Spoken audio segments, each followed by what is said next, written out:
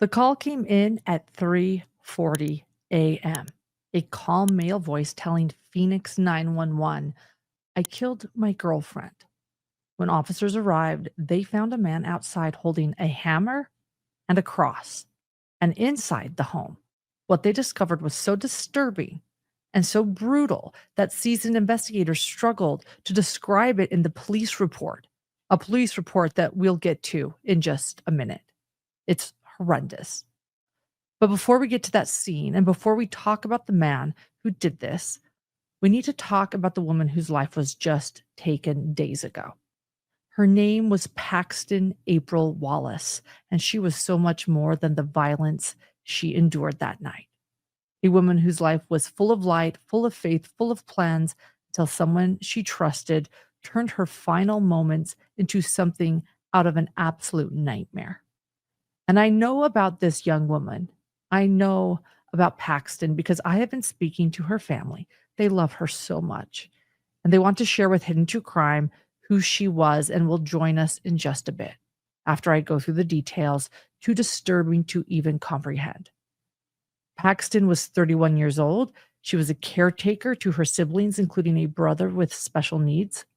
She loved breakfast on Sunday mornings and lived for gathering with her family for Thanksgiving dinner, although this year her family is planning a funeral instead of planning the meal or setting the table. Paxton loved her two dogs, her babies. Her father, Michael, describes her as someone who was always making sure everyone was okay, even when she was the one who needed help. She had real, tangible, unfinished dreams. And then, though, there was Jeffrey. For years, Paxton had been in a relationship with 47-year-old Jeffrey Rayal. The family trusted him. They'd spent holidays with him. He sat at their table, including their Thanksgiving table. He shared their home. He became part of the family's memories. And then something important to mention here, Paxton's family was aware that Jeffrey had a criminal history. He wasn't a complete mystery to them. They knew he had a past. They knew about his record, or maybe they thought they knew about it. Because after speaking to Paxton's sister and aunt, it seems as if they maybe only perhaps knew part of it, a DUI. Paxton's family, they saw him as flawed, but not dangerous. Someone who had made mistakes earlier in life, but seemed stable and calm around the family. They never believed he was capable of violence toward Paxton, let alone something this horrific. What we know so far now about his criminal history includes not just a DUI and narcotic possession usage charge from 2021, but an aggravated assault charge from 2012. He took a plea deal and this sent him to prison for years. And then that DUI, it was an extreme blood alcohol level DUI from 2006 with an enhancement for having a passenger under the age of 15. A lot was hidden. Her family realizes now that behind the scenes, things were different.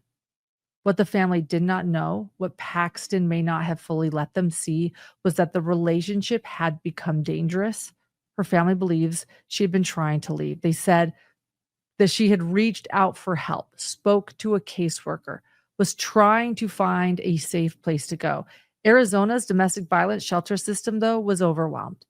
There are wait lists. People are turned away every day. They told me that she was trying to get out. There are shelters. There are places, but it's sort of like a hope you get in sort of a system. Neighbors would later report hearing fights multiple times. This is confirmed by officers.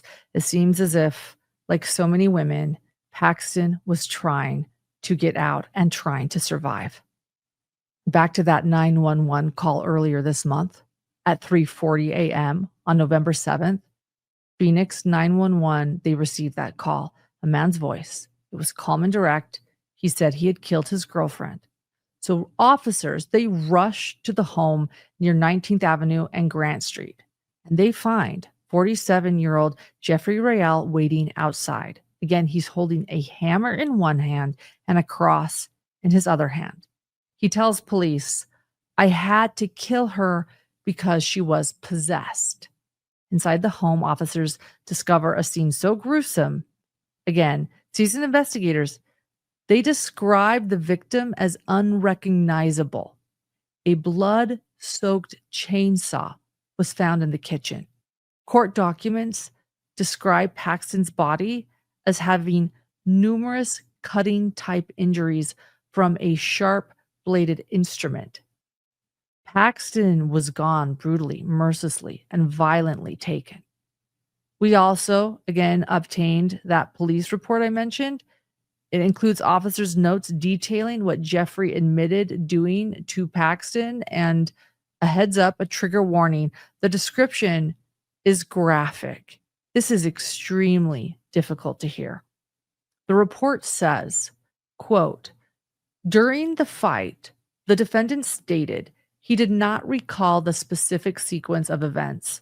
He remembered that he used various tools on the victim, such as a screwdriver, a chainsaw, a grinder, and that the victim would not die.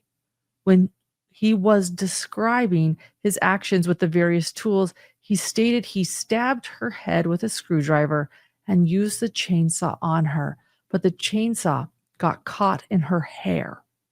He stated all the tools he used were still in the residence.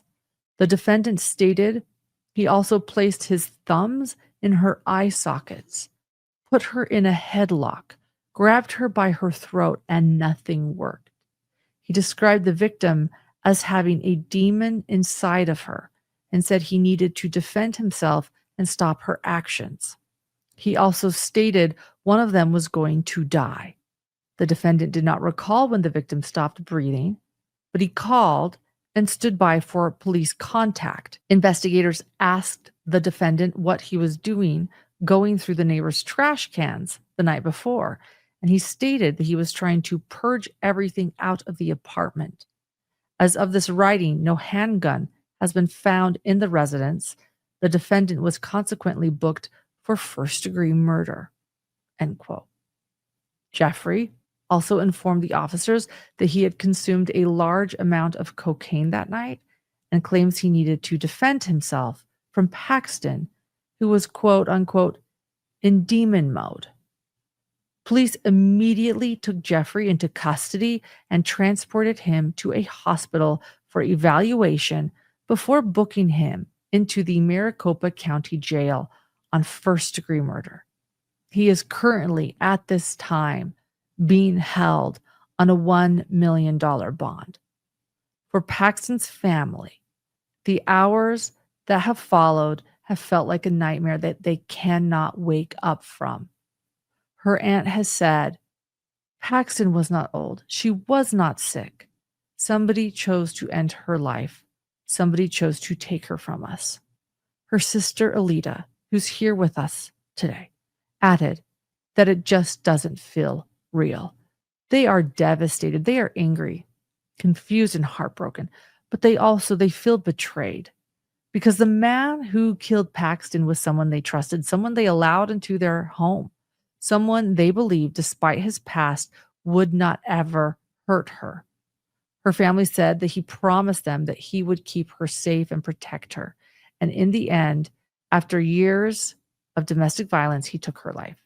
Now they are desperately searching for her two dogs. Those two dogs I mentioned, her babies, their whereabouts remain unknown after Paxton's murder. Paxton tried to get out.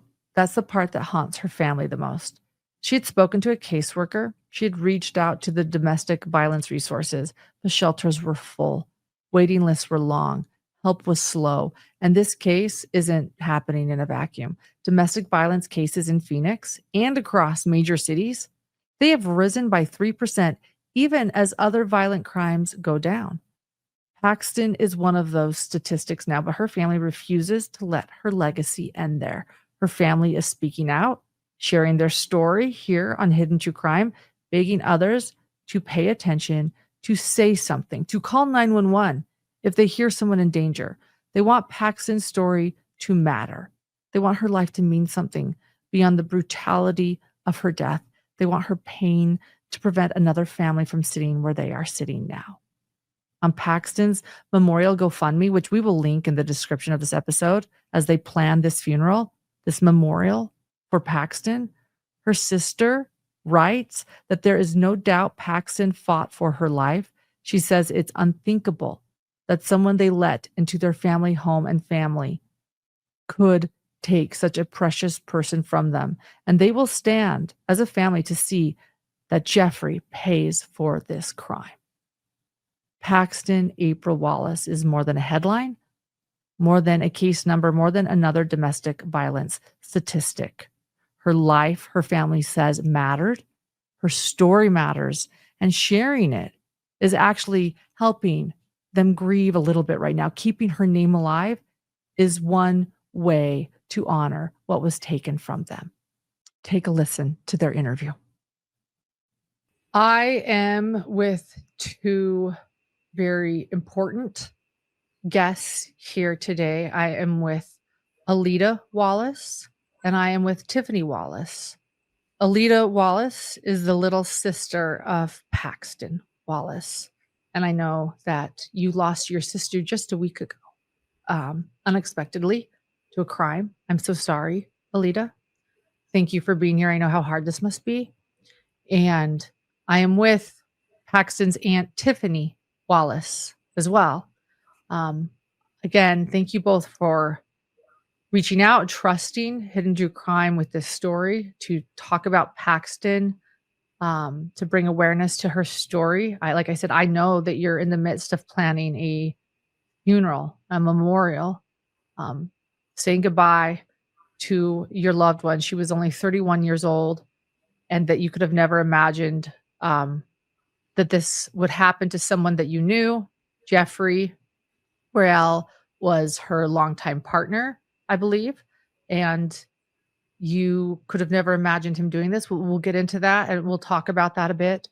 But I know that you're both here despite this being difficult and fresh and heartbreaking, because you want us to remember Paxton and to bring awareness, and we're going to do that here. I just want to check, Alita, how are you doing? Are you doing okay? Yeah, that's been a hard question recently. Today has been probably one of the hardest. I have to end the day picking a dress, and I can't pick any of the choices I would have because of what happened. So the options are limited, but I've got to order that to get it here in time. And it's just all these looming things, and today's just been hard. Can you tell me about your big sister a little bit, Paxton? Yeah, she was awesome. She always played the role of the big sister, even when the age gap between her and my older brother isn't very big. He's 28. He is on the spectrum. He has autism. And one thing my mom wanted to remember her by was her always translating his words when they were younger to get his needs met and to communicate for him in that way, because she was so close in age and she just understood him. And so she'd take care of any of his special needs that he had. Yes, of course. And the communication was always difficult, even now at 28. So she was close enough in age to be able to do that for us. And one thing I'm trying to remember right now is her laugh. I think we had a similar laugh. So I'm just trying to hold on to that memory. Yeah. Tiffany, it sounds as if you were very close to your niece. When you wrote me, you said, "I'm part of a club now I never wanted to be a part of." I'm so sorry. Yeah, you can't express the pain. We've watched true crime through the years, and we've done this, and to know that now it's a story that we're living, a story that we never wanted to live, a story that somebody chose we had to do. He chose to take her. Now we have to deal with his choice. Yeah. right? And the immense loss that you face as a family. Yeah, and a reminder too that no one is immune to crime affecting their family, and I'm so sorry this has happened to your Paxton, and that she has been taken in such a horrendous way. It is unfathomable. Tell me about how long she was in this relationship with Jeffrey. Can either one of you tell me a little bit about their relationship? Yeah, they were together somewhere about 8 years. So it's been on and off for a long while. He spent a lot of holidays with us. I think that's when people naturally start to come together again. If they were on or off at the time, it was they were on at the holidays. And so we've shared our home with him and a lot of memories. His birthday is the day before my brother's. So unfortunately, a lot of my brother's birthday memories have him included. Everything. Yeah. It's going through the photos, we're trying to find photos to use at her funeral. And there are so many that he's in. There are so many that he's present at every event, every Christmas, birthday. Yeah. I mean, I was watching a video like it was going to be happy. And all of a sudden we're saying happy birthday, Logan, my brother, and Jeff. And they both blew out the candles together. And it just disgusted me. Did you sense some abuse or some domestic violence happening behind the scenes? Was Paxton trying to escape, do you think? She was trying to escape. She actually had a counselor through a program here for domestic women. She wasn't able to get into a place. There was no room. She tried every week. Every week she would make that call. Every other day she was making that call. She was trying to escape. She had those 2 little puppies that she just couldn't leave. And there's no shelters that take animals. So she fought to get out, and the system just, it failed her.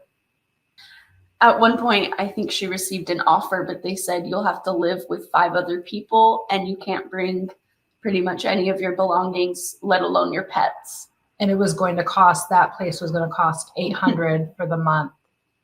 So, They said, give us everything you have and you can bring nothing.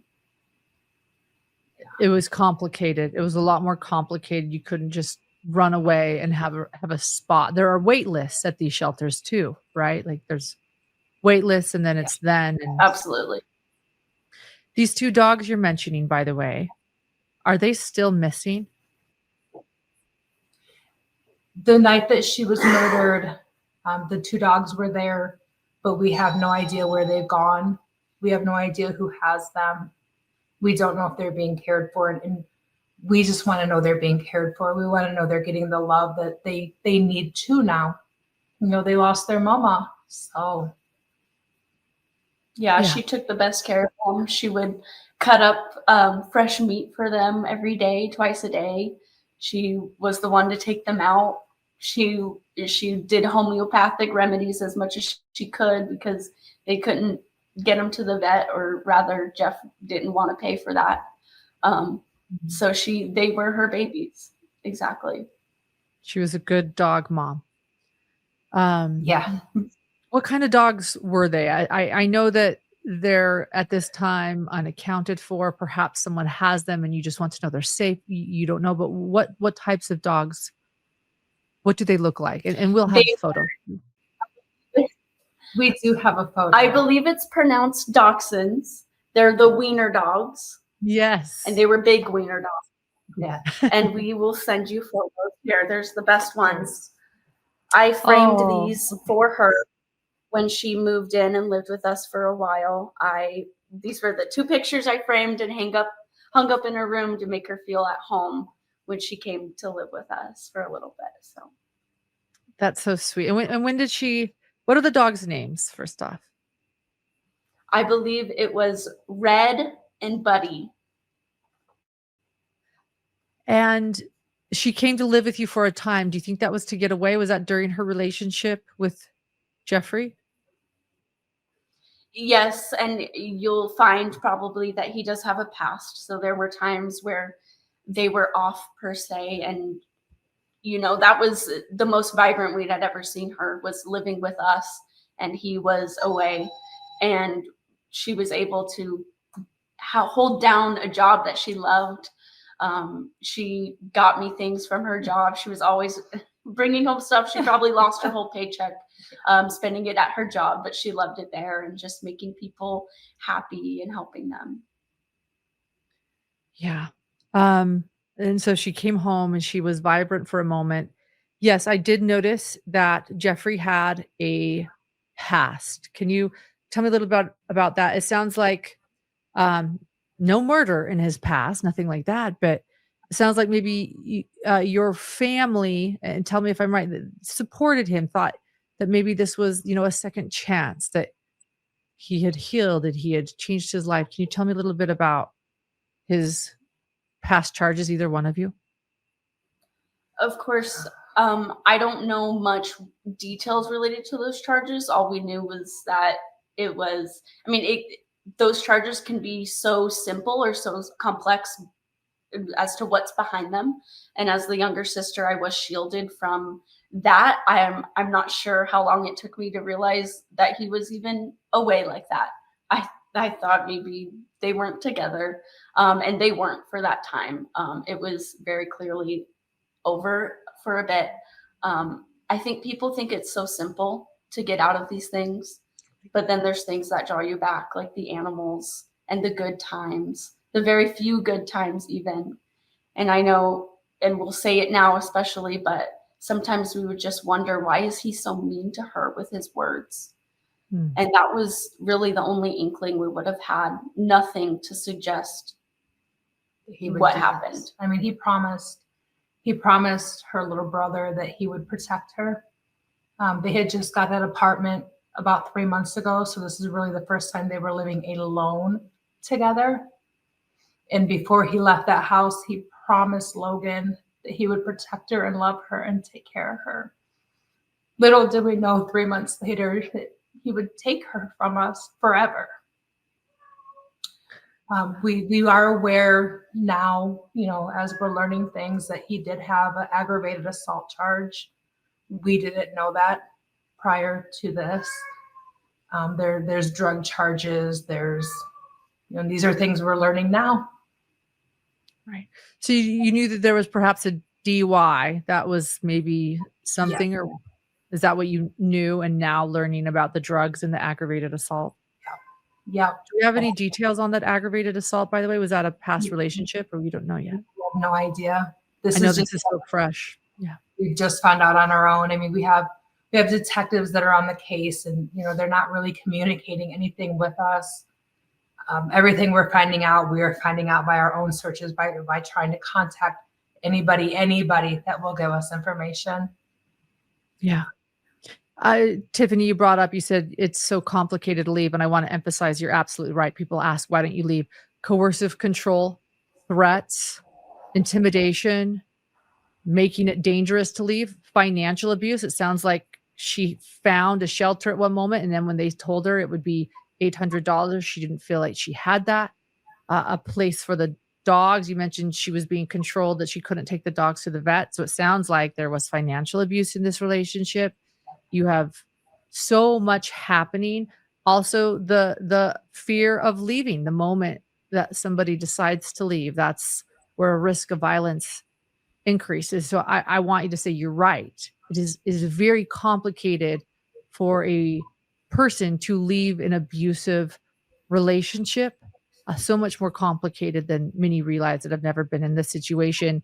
And it doesn't start out as abusive because they're not with them because they're abusive. They're with them because of the kindness and the love that they're showing them. And then once they're in it and the mask comes off, how do you leave? It is so complicated.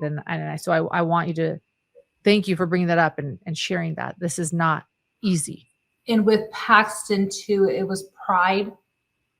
It was not wanting the family to worry about her the not wanting to feel like she was a burden or inconveniencing anybody. We wish that she wouldn't have thought that way.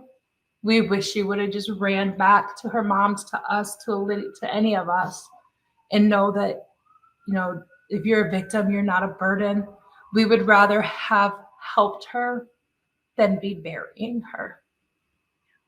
Yes. Pride and shame. Shame can be another thing too. That, smart women don't get into these types of relationships, right? There could oftentimes be pride or shame involved as well. I'm not putting that on her. I'm just saying that's No, another. you're absolutely right. That's Paxton. That's pride. Gosh, I'm so sorry. Can I ask you, Lydia, where were you when you learned what happened to your sister the night of November 7th? Yeah, that kind of goes into a year ago, we all kind of split up. We were all living together, and now we're not. I live with my brother and my significant other. My dad lives separate, who we call our dad, and our mom. So detectives came looking for my mom, and they went to my stepdad's house, which is now about 20 to 30 minutes away. And he thought, who knows? They just said it's about Paxton. They wouldn't say anything. They said, no, we need to see Felicia. It's about Paxton.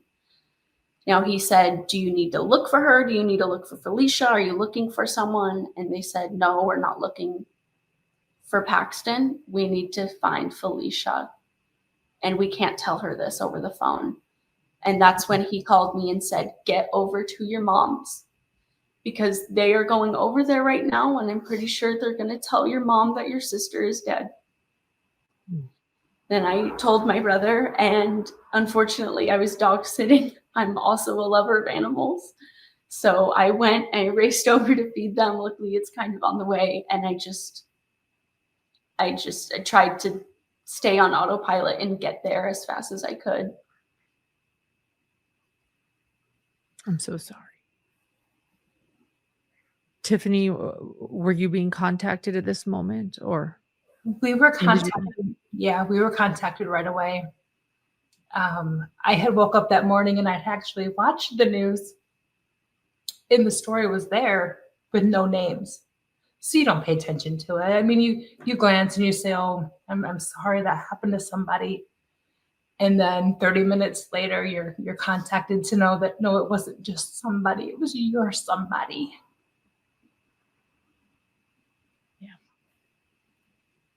Changes things, doesn't it? My goodness. I learned through learning about Paxton and preparing for this interview that she loved Thanksgiving. Oh, yeah. She was a small girl. But she could eat, and she loved her food. She loved Thanksgiving, the family being there. We're all together. It's a great day. There's food and more food. That's what she loved the most, was that we would be together.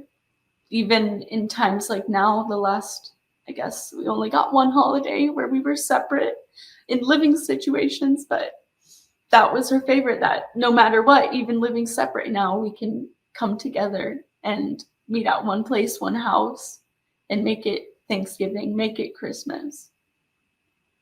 She loved the gathering, the connecting with family. Yeah. Jeffrey, he's behind bars now. I know, I shared most of the details before you both came on, so you didn't have to hear them again. Thank you. He did tell police, though, a strange thing. He claimed a demon was part of why he did what he did. Did he have religious delusions? Can I ask that? Or do you think that this was just him stating something? When they arrived, he was out front with a weapon that he had used and a cross. I think this is absolutely a ploy on his part to look maybe crazy or yeah, I don't know. He'd never presented any of that before. Nothing makes sense. And Okay. he's not religious that I've ever known of. And if he were to that degree, I probably would have known. I mean, none of it makes sense and none of it justifies, but just even more so, it's a load of crap. Yeah. That's what I wanted to ask, if he was a really religious person. And you're saying, no, he's not. It was a ploy. No, That's I don't know why he would have even been holding what he was holding when he came out. well, it would speak then to a likely manipulative nature if you're saying he's not religious and Yes. he was doing that when police arrived. And knowing now details that he may have waited a significant period of time. Wow, before calling. Yes. Yeah, we found out it was a much longer crime than we originally thought. We were praying that, you know, if she had to go, maybe it was fast. Maybe it wasn't as painful as the details are now showing. I hope. But we found out it was a long period of time. The fight lasted for a very long time, and he even waited after that to call. They're in an apartment complex. Is that correct? Do you? There's like roughly four apartments in there. It's a very small place. Did anybody hear anything? Did anybody think to call 911 that you know of? The report does state that somebody had seen them fighting in the street that evening.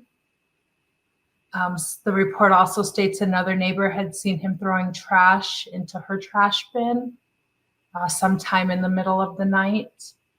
But as of right now, we're not aware of. But again, you know, the detectives aren't telling us anything. But as of right now, we're not aware of any neighbors calling, nobody reaching to help her. It's always hard to know when to intervene in family disputes, but it's a lesson. If you see something, say something. You know, if you hear something, call 911. It's not going to hurt if they show up and there's nothing going on. Then thank God. But maybe you're going to save that one victim.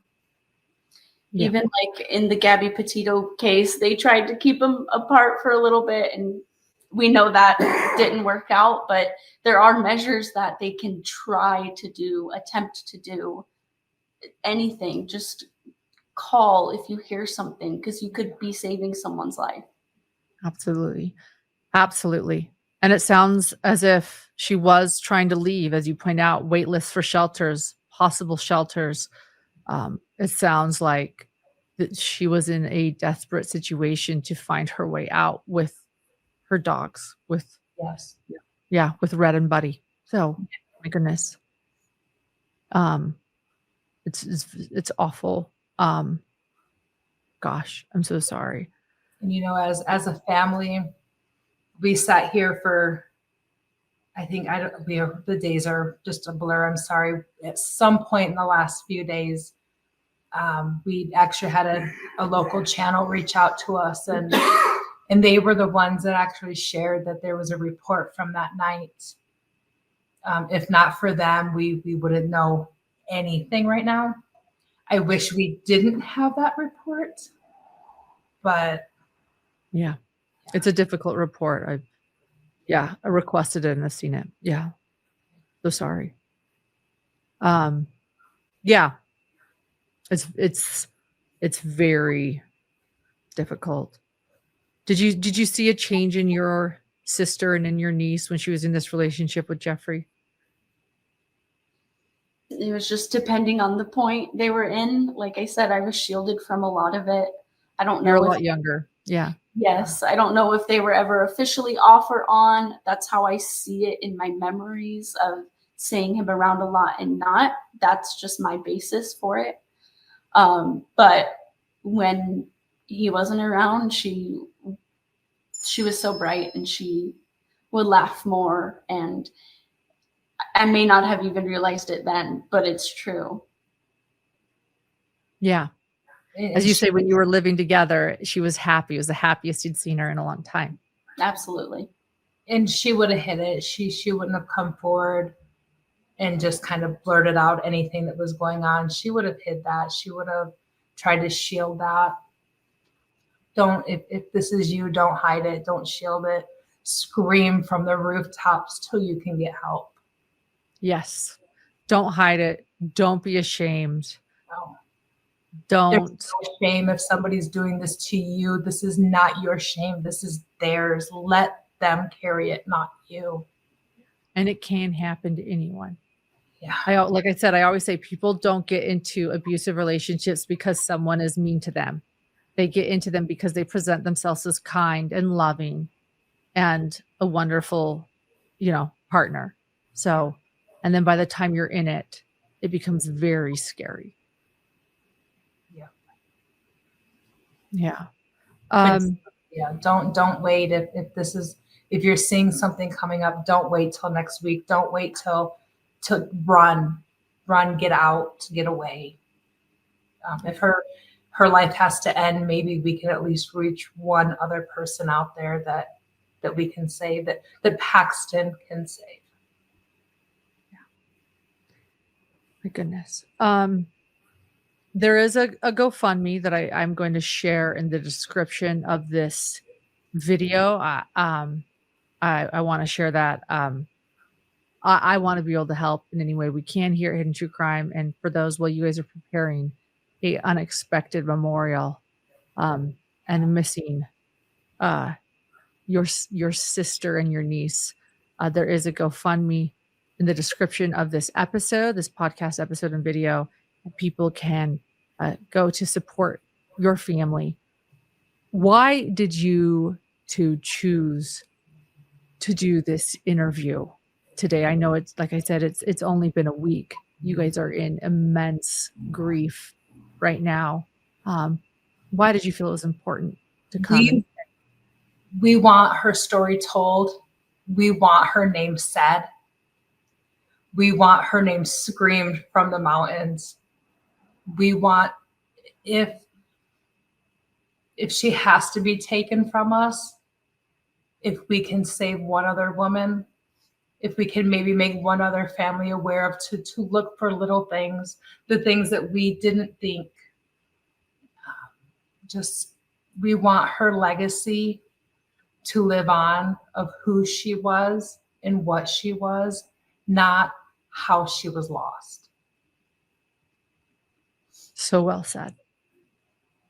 And I want to keep doing things in her honor and in her name. However that's going to look, I don't know. But we're going to do something with domestic violence, animals. There'll be something big out there with her name attached to it. Yes, that's beautiful. I believe that you will, and I will be looking forward to supporting and honoring Paxton and other women and men in this situation. Yes. Yeah. To help. So thank you for bringing awareness to this. Also, the importance, I want to stress, of supporting shelters in your community, because there is a need right now with wait lists, and the need for financial support and improved shelter systems can't happen without the community to help. And so, yeah. My goodness. Anything else that either of you want to say right now? We will certainly be following Paxton's story, and we hope, that your family sees justice. Jeffrey, is it a $1 million bond at this time that he's being held? Yes, and he's not been bailed out, and we pray that he's not bailed out. He needs to sit. For her mother's sake right now, she can at least know that he's not out walking around, that we're not going to run into him in a store. Yeah, I can't imagine. We want full justice. We really want him to pay for what he's done. We want the judge, the jury, whomever, however this plays out. We don't have court dates yet, but however this plays out, we want the fullest justice that we can get. It's not going to bring her back. It's not going to stop our pain, but at least he can't come out and hurt anyone else. He can't do that to anyone else. Have you heard from his family at all? No, No. you haven't either. Wow. No. Wow. We would like to get her belongings, and that's another issue. They did share a place. There are belongings there. But as of right now, we're not allowed in because we don't have a key. The detective said that his family can go in because they have a key. But because we can't get the key from Paxton, that we are not allowed in. So we're waiting for the landlord who, bless her, because she is going to, there's an eviction process that has to go through because thank God it is illegal to murder somebody in your apartment. That breaks your lease. And as soon as she can get in there, she is going to give us whatever is there of Paxton's. Oh my goodness. So if his family would give you a key, you could go now, but they're not reaching out. No, and they don't even have to reach us. They can reach out to the landlord. They can reach out to the police department. We would love to be able to just give something for her mother to hold right now of hers. And the dogs missing, were they not around when police arrived? Were they already gone? We don't know. It was never included in anything about dogs being there, but I have no doubt that they would have been there. Right. As you say, she was a beloved, loyal, doting dog mother. Yeah. That's a mystery to this too. I'll be honest. I want to know that Red and Buddy are safe. I want to make sure they're safe, but I also want to understand what happened and why. Did he do something with the dogs before calling police? Did someone come and pick the dogs up? I think that's actually an important detail as someone that follows cases and as a reporter that I would want to understand too. So I am starting to think of those things and wondering. So much could have happened between his story and the times. It's up in the air still. Right. And as you point out, if he waited longer than expected to call 911 and to be outside with his cross, unless somehow it's another lie that he made up some random time. He essentially tried to give a time of death for her. That was very specific and random. So I'm unsure of how that would, I don't know. The report states that, this happened before midnight. There was a time in there. The fight happened before midnight, but he didn't call till 3-4 o'clock in the morning. So. Right. The call is in middle of the night, or as you say, 3-4 in the morning. I believe it was 3 something. I had it here. But so yes, he had time obviously to put 3:40, almost 4 a.m. 3:40 is when the 911 call. To put stuff in somebody else's trash bin and try to clean himself up, and he had time to think about what he was going to say before he called. Right. And like you said, holding a cross when they arrived, and you say you never even knew him to be religious. Did you ever sense, did he have any mental illness that was talked about at all?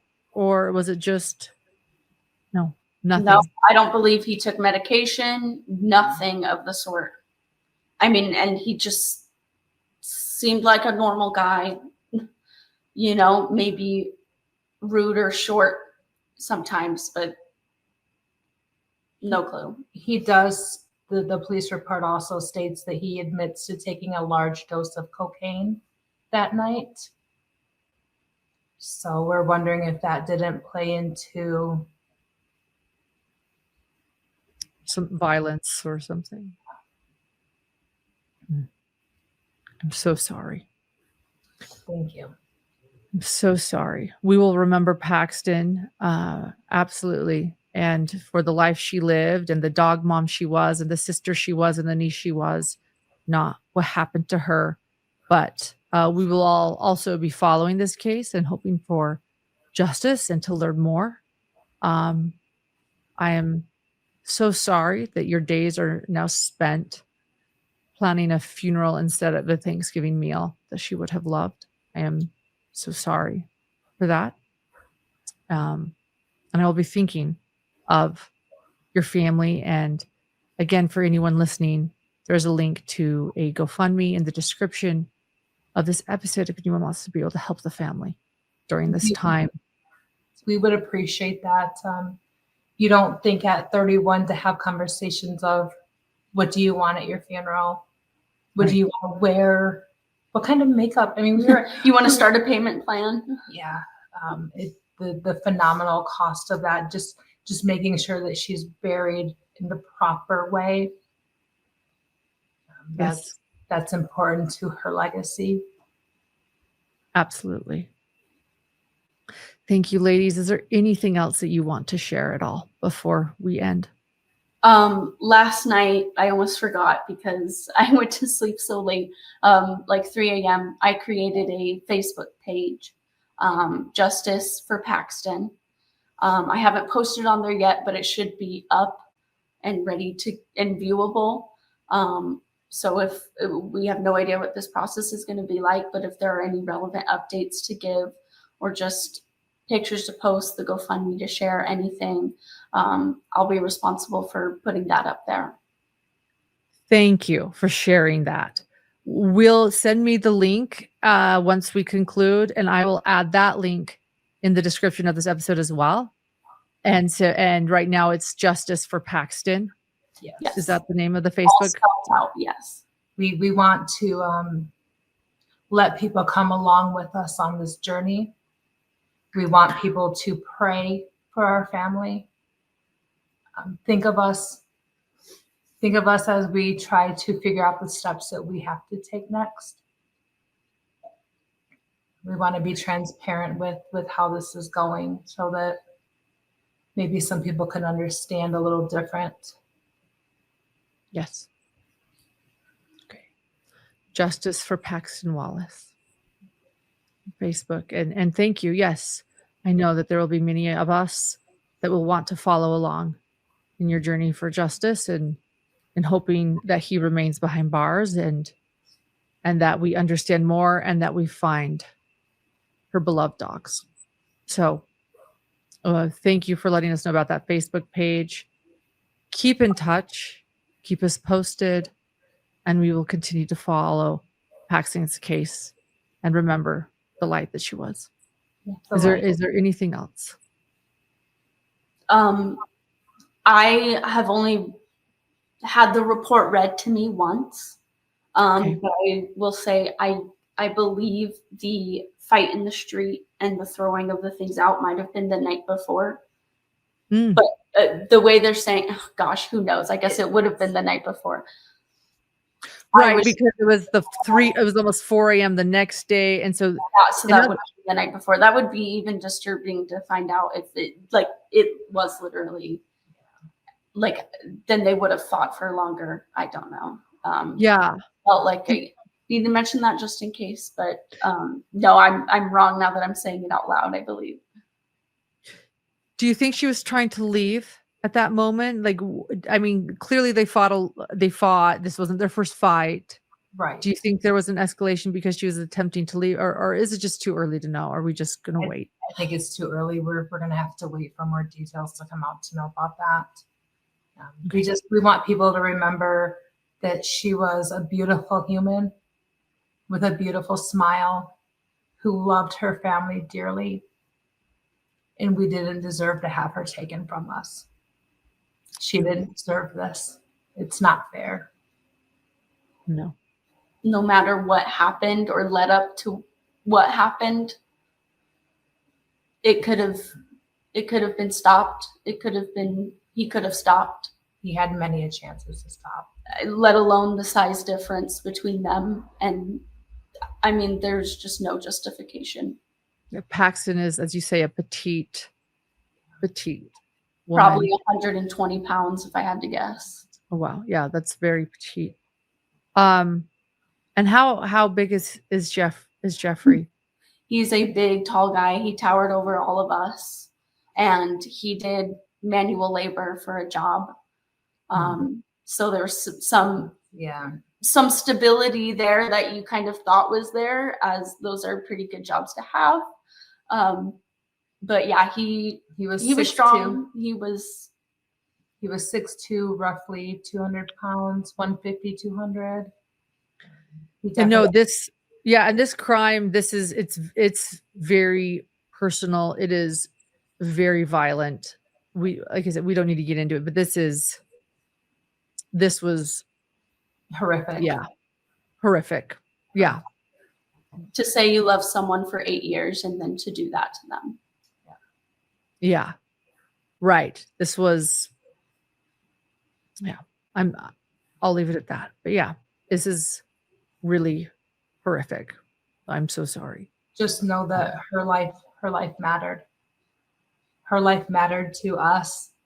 It mattered to the generations that are going to come now that the next generation's having babies. Yeah. And I'm doing this for our mom. That is my primary reason. She's, for lack of better words, she's excited just to see Paxton more and have people see Paxton. To see her and not the horrific headlines, the graphic details. We will make sure that in this interview, people see Paxton. We will remember your sister and niece. Absolutely. Thank you. Thank you, ladies.